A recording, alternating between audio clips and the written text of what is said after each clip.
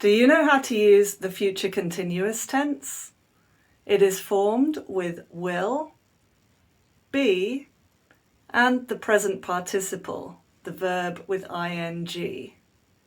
We use this tense to talk about actions that we are sure will be in progress at a specified time or period of time in the future.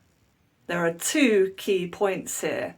First of all, we are sure that the action will happen. And second, we have a specified time or period of time. At 1 a.m. tomorrow, I will be sleeping. We have a specified time, 1 a.m. tomorrow, and I am sure that this is the case. I will definitely be sleeping at 1 a.m. tomorrow. Let's have a negative example. I will not be checking my emails while I'm on holiday. Now, in spoken English, it's much more typical to use contracted forms, so will not becomes won't. I won't be checking my emails while I'm on holiday.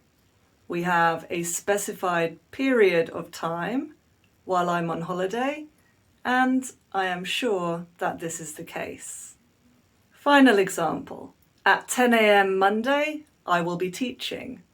We have a specified time, 10 a.m. Monday, and I am sure that this is the case. At this time, I will definitely be teaching. What will you be doing at 10 a.m. on Monday?